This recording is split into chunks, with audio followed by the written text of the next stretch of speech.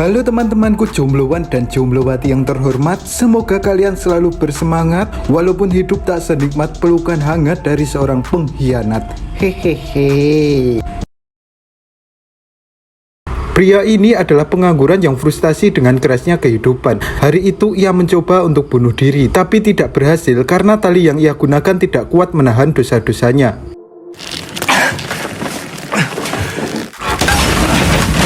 Bak mendapat hidayah, ia kemudian menghampiri sumber cahaya. Oh my god, benar saja di sana ia menemukan seonggok bidadari yang membuatnya lupa dengan tujuan awalnya.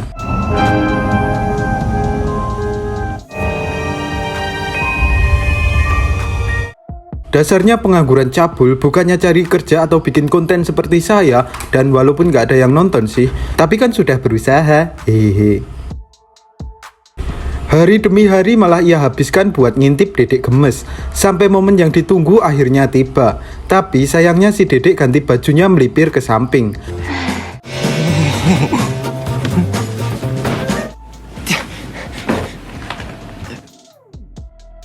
Karena tidak mendapat vision, ia memberanikan diri ngintip lewat depan. Sayang, aksinya dilihat oleh Haruko. Hari itu, Haruko datang mengantar makanan untuk kakaknya. Karena kakaknya tidak menjawab, ia meninggalkan makanan itu, kemudian berangkat kerja. Melihat Haruko sudah pergi, pengangguran ini mengambil makanan itu. Saat sedang menikmati makanannya, Dedek gemes yang sering ia intip melihatnya. Dan mulai dari situ, mereka pun berkenalan. Diketahui, Dedek gemes itu bernama Miyaichi, dan pengangguran itu bernama Kurosu. Lalu kebetulan Mia yang sedang masak saat itu kemudian mengajak Kurosu makan bersama. Mabar pun berlangsung setiap hari dan selesai dengan perasaan bahagia. Dan saat itu juga Kurosu mulai jatuh hati kepada Mia. Suatu hari saat magang bersama, Kurosu mulai merasa pekewuh. Kurosu kemudian bertanya, kenapa Mia sangat baik kepada dirinya, padahal dia ini adalah laki-laki yang tidak berguna. Mia kemudian menjawab, kalau kita punya hubungan baik, kan bagus toh bang? Karena perkataan itu, Kurosu tertampar dan memutuskan untuk bertaubat, gak mau ngintip lagi. Sayangnya malam itu hujan deras, membuat Kurosu tidak kuat menahan imannya. Akhirnya ia kembali mengintip. Terlihat saat itu Mia bersama Om Burhan. Kurosu awalnya seuzon kepada Mia. Ia mengira Mia ini adalah wanita yang pingin dibeliin iPhone oleh Om Burhan. Namun saat ia kembali mengintip, ia kaget melihat Mia membunuh pria itu.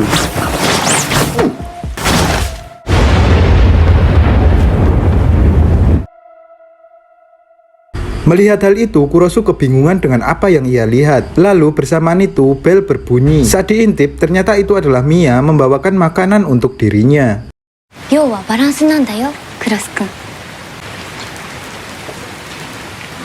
Setelah Mia pergi, Kurosu kembali mengintip dan ternyata kamarnya sudah bersih dan rapi. Lalu Kurosu merasa jika yang ia lihat hanyalah halusinasi saja. Keesokan paginya, Kurosu yang hendak mencuci berpapasan dengan Mia. Saat itu, Mia menyuruh Kurosu untuk menggunakan mesin cucinya.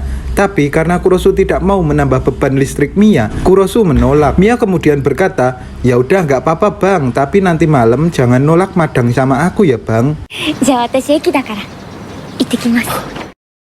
Ketika mencuci, Kurosu yang kepikiran kejadian tadi malam meyakinkan dirinya, itu pasti hanya halusinasi saja. Mana mungkin wanita sebaik dan secantik itu psikopat. Malam harinya Kurosu kembali mengintip. Lagi-lagi ia kembali melihat Mia bersama seorang laki-laki. Namun kali ini nampaknya pria itu adalah seorang yakuza. Belum sempat pegang abam embem, Mia langsung menghabisinya.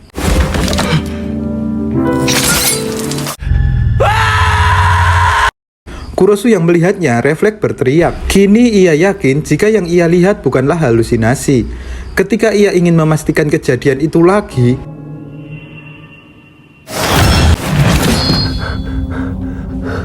Kurosu kemudian lari, disusul Mia yang mengikutinya. Sampai di sebuah tempat, Kurosu yang terpojok akhirnya menyerahkan diri. Sebelum menghabisi Kurosu, Mia bertanya, sudah sejak kapan Kurosu mengintipnya? Kurosu pun menjawab, sudah agak lama Neng, tapi aku belum melihat apem embem kok. Mia pun menjawab, wah hebat ya, walaupun kamu tahu aku pembunuh, tapi kamu mau makan berdua dengan aku. Akhirnya karena memang awalnya Kurosu yang berniat bunuh diri, ia dengan pasrah menyerahkan dirinya. Ketika Mia bertanya permintaan terakhir Kurosu, Kurosu berkata jika ia menyukai Mia dan ingin berpacaran dengannya. Tak diduga Mia meresponnya, dan alhasil mereka pun jadian hari itu. Kurosu yang kegirangan refleks ingin mencium Mia, namun Mia mengatakan, "Nggak boleh bang, nanti ku bunuh loh." Mada dame. Dari insiden itulah mereka berpacaran. Sungguh tidak masuk akal ya teman-teman. Paginya Haruko datang lagi menemui kakaknya. Bersamaan itu terlihat Kurosu hendak menemui kekasihnya. Saat itu karena tidak ingin menjadi beban terus-terusan, Kurosu berjanji kepada Mia akan mencari kerja. Dan singkatnya Kurosu kerja di sebuah minimarket. Di lain hari, Kurosu mengantar Mia ke kampus. Kebersamaan mereka ternyata mencuri perhatian mahasiswa lain. Ternyata banyak laki-laki yang menyukai Mia. Lalu saat ada seorang pria bertanya, siapakah Kurosu? Seketika Mia menjawab jika Kurosu adalah kekasihnya. Pertanyaan itu membuat para lelaki itu menjadi sad boy. Kurosu yang senang mendengar pernyataan Mia tadi, ia kemudian berkata, aku berjanji akan menjadi manusia yang pantas untukmu, Beb. Tapi Mia menjawab, ah masa sih bang, aku ini pembunuh loh, masih aktif lagi. Watashi, satsujinki da yo. Singkatnya, Kurosu selalu menemani Mia kemanapun ia pergi, sampai ia terheran-heran dengan kelakuan Mia yang membunuh orang terus-menerus. Bahkan tak peduli itu di tempat umum. Yang bikin Kurosu makin heran ketika ia mengecek surat kabar, ia tidak menemukan kasus kejahatan yang dilakukan oleh kekasihnya.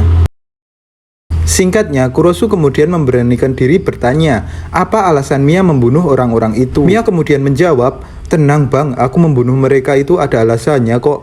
Aku hanya mengincar orang-orang jahat saja untuk mengurangi tingkat kejahatan di negeri ini. Wah, jadi teringat sejarah Petrus.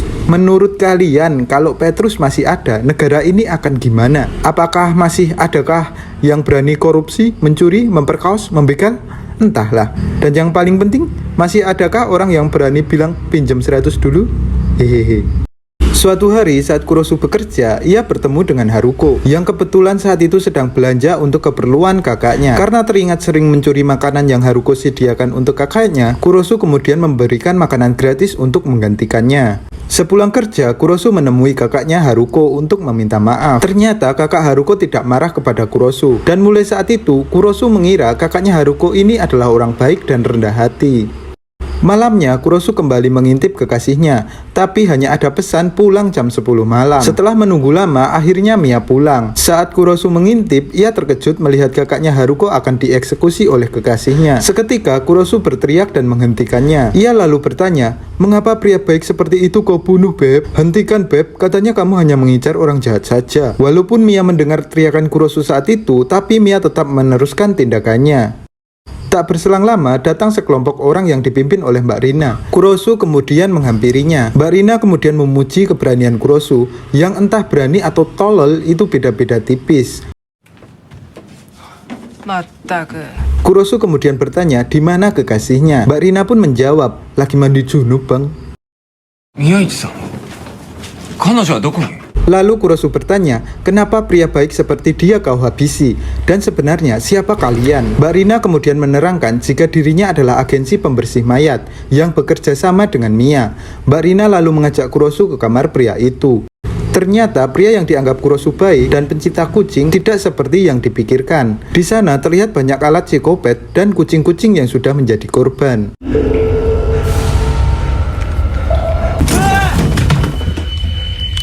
Lalu Mbak Rina bertanya kepada Kurosu, masih bersimpatikah bang? Sebelum pergi, Mbak Rina berpesan kepada Kurosu agar jangan mudah percaya dan menilai orang dari casingnya saja. Ia juga berkata, palingan nanti kamu juga dieksekusi sama kekasihmu, jadi nggak usah banyak tingkah, tunggu aja antriannya ya. Hehehe. Mendengarkan perkataan itu membuat Kurosu paranoid dan sering mengurung diri. Bahkan ketika Mia datang untuk mengantarkan makanan, Kurosu enggan menemuinya. Kurosu-kun.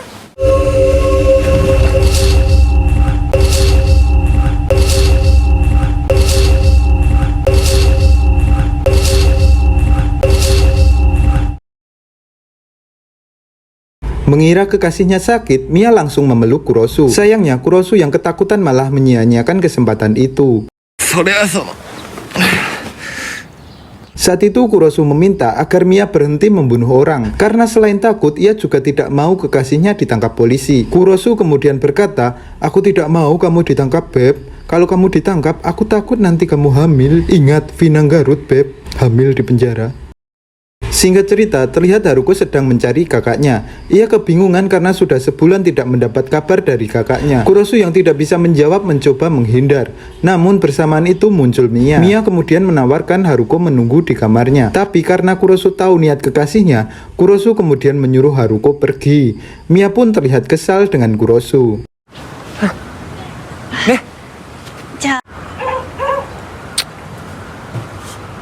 Di lain hari terlihat Kurosu bersama Haruko di sebuah warmindo. Di sana Haruko meminta tolong kepada Kurosu agar membantunya mencari kakaknya. Kemudian mereka pergi menemui bapak kos bersama.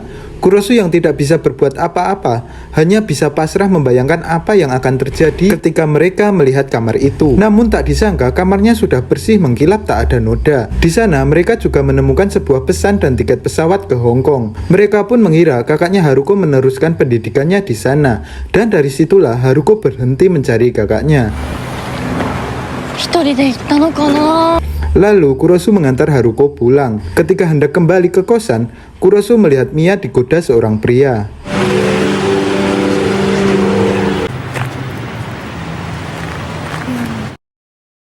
Saat itu suasana madang bareng agak tegang karena Kurosu yang cemburu melihat Mia bersama pria itu. Begitu juga dengan Mia yang ternyata dari awal mengikuti Kurosu. Alhasil Mia pun ngambek, tapi nggak lama karena setelah itu Kurosu memberikan pelukan cinta disusul ciuman mesra.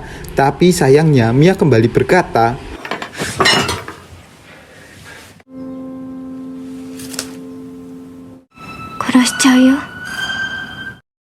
Di lain hari terlihat Mia mendatangi kelompok Yakuza bertato lebah. Di sana Mia disuruh bekerja sama sebagai ganti rugi karena telah membunuh salah satu anggota mereka. Tapi Mia menolak karena tentu saja visi misi mereka berbeda. Si bos yang sudah menduga jika tawarannya akan ditolak, oleh sebab itu dia sudah menyiapkan rencana. Ketika Mia hendak pergi dari tempat itu, langkahnya terhenti karena si bos menyebut nama Kurosu. Tak mau kekasihnya dalam bahaya, Mia kemudian menjemput Kurosu di tempat kerjanya. Kemudian mereka pulang bareng. Sampai di kosan, ternyata Haruko sudah menunggu mereka. Terlihat mereka sedang makan bersama. Saat Mia lagi pipis, Haruko berkata kepada Kurosu jika ia cinta kepadanya. Kurosu pun kaget. Mungkin lebih tepatnya bingung mau pilih yang mana. Dua-duanya kan kawaii. Kalau bisa dua, kenapa harus satu? Hehehe. Tak lama setelah itu, Haruko pingsan dan Mia yang sudah bersiap dengan seragam dinasnya. Kurosu kemudian berusaha menghentikannya, tapi Mia malah menyuruh Kurosu yang menghabisinya. Ia bahkan memberikan tutorial kepada Kurosu. Jelas saja Kurosu menolak, yang membuat Mia kemudian pergi meninggalkannya. Singkatnya, Haruko sadar dari tidurnya. Bersamaan dengan itu datang Mbak Rina yang berniat membersihkan TKP. Mbak Rina pun terkejut melihat Haruko yang masih hidup, karena menurutnya Mia itu kalau udah diberi tugas gak mungkin gagal. Kurosu pun mendapat wejangan agar tidak menghambat pekerjaan kekasihnya. Di lain hari, Kurosu bertemu dengan Haruko lagi. Di sana, Haruko kembali menyatakan perasaannya. Tapi Kurosu tetap menolak karena cintanya hanya untuk Mia. Sebelum pergi, Haruko meminta agar Kurosu memikirkan perasaannya lagi dan mengajaknya ketemuan lagi di lain hari. Saat hendak pulang ke kosan, Kurosu diculik seseorang. Ternyata itu adalah kelompok Yakuza lebah. Di sana, Kurosu diminta untuk berbicara dengan kekasihnya agar Mia mau bekerja sama dengan mereka. Namun Kurosu menolak, alhasil Kurosu pun mendapat cedera mata.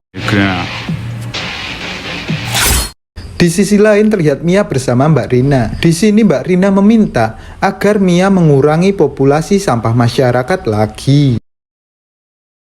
Singkat cerita, tibanya Kurosu di kosan. Terlihat juga Mia yang sudah menunggunya. Kurosu pun mencoba menghindar. Setelah melihat luka Kurosu, Mia berniat menghabisi mereka. Tapi Kurosu mencegahnya dan meminta agar tidak membunuh orang lagi, terutama Haruko. Sayangnya Mia tak menghiraukan ucapan Kurosu. Sebelum pergi, ia menyuruh Kurosu untuk menutup lubang di dinding. Secara tidak langsung berarti menutup hubungan mereka. Pada saat bekerja, Kurosu didatangi Mbak Rina. Kurosu pun meminta kepada Mbak Rina agar jangan menyuruh pacarnya membunuh lagi. Mbak Rina pun berkata, jika Kurosu tidak bisa memahami sedikit pun perasaan kekasihnya. Ia juga berkata, lebih baik Kurosu menjauhi Mia. Malam harinya sebelum menemui Haruko, Kurosu menyempatkan untuk mengintip Mia. Sama seperti biasanya, terlihat Mia sedang menghabisi seseorang. Namun saat itu Mia terlihat sedih, yang berarti Mia membunuh orang yang tidak ia inginkan. Kurosu pun tersadar ada yang tidak beres. Ia kemudian berlari ke markas Yakuza lebah. Sebelumnya, ia juga menghubungi Haruko untuk meminta maaf karena tidak bisa datang dan menerima cintanya. Tibanya Kurosu di sana, ia langsung menyerang mereka menggunakan cutter. Tapi karena memang Kurosu ini cupu, malahan dia yang menjadi bulan-bulanan kelompok Yakuza itu.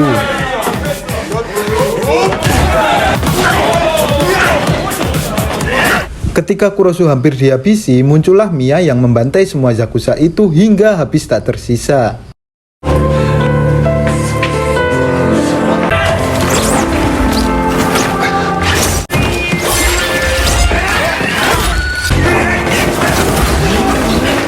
Pada akhirnya mereka saling mengucapkan perasaan suka. Mia juga berkata jika ia akan pensiun membunuh orang. Dan setelah sekian lama ngampet, ciuman yang dinantikan Kurosu pun tiba. Tapi ciuman itu tidak gratis.